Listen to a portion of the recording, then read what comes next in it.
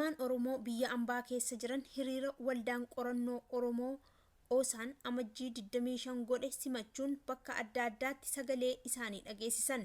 Mormii ilmaan Oromoo mana hidhaa wayyaanee keessatti gidirfamaa jiranii fi Oromiyaa keessatti yakka ilmaan Oromoo irratti raawwatamu qaban ibsuuf suuraalee ilmaan Oromoo mana hidhaa wayyaanee keessatti gidirfamaa jiranii dhaadannoolee adda addaa fi alaabaa Oromoo qabachuun hiriira kana bifa qindaa'een gaggeessan. Haala kanaan ilmaan Oromoo Ameerikaa magaalaa Washington DC jiran mootummaan Ameerikaa gargaarsa mootummaa diktaatara Itoophiyaaf godhu akka dhaabu gaafatan. Mormii mootummaa TPLF irratti qabanis akkasiin ibsatan.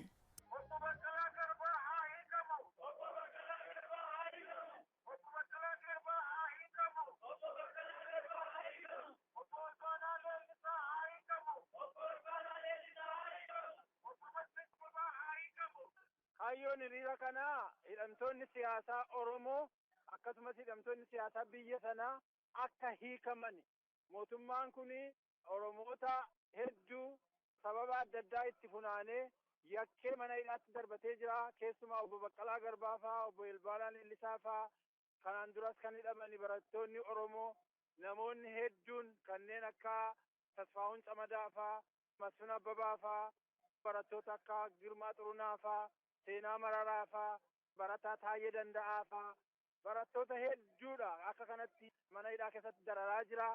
Eengadda immoo kunoo barattoota Oromoo Calalee mana hidhaatti darbee jira. Kanaan duras ayyaana Irreechaa irratti Oromoota qabee sababa itti barbaadee mana hidhaatti darbee jira. Hidhaan kun dhaabbachuu qaba. Mootummaan Itoophiyaa hidhaa kana yoo dhaabuu baate mootummaan Ameerikaa gargaaruu hin qabu. Mootummaa kana jenneetu mootummaa kanatti iyyachuuf addana dhaabbannee jirra. Haaluma wal fakkaatuun ilmaan Oromoo biyya Ingilizii magaalaa UK jiranis sagalee isaanii mootummaa Ingiliziitti dhageessisuun gargaarsi mootummaa wayyaaneef godhamu akka dhaabbatu gaafatan. Mormii wayyaanee irratti qabanii fi deeggarsa ilmaan Oromoof qaban akkasiin dhageessisaniiru.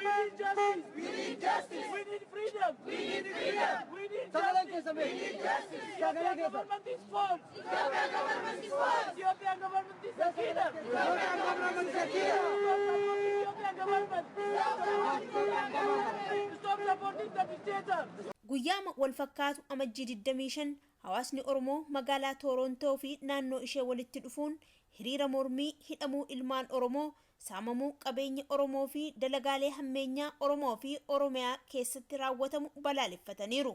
Mootummaan Kanaadaa deeggarsa mootummaa diktaatara Impaayera Itoophiyaaf godhu akka dhaabus gaafatan. Egaan daawwattoota keenya mormiin mootummaa diktaatara Impaayera Itoophiyaa sirna TPLF irratti godhamuu fi deeggarsi ilmaan Oromoo mana hidhaa keessa jiraniif goonu jabaatee itti haa fufu jecha sagantaa keenya goolabna. Nagaatti.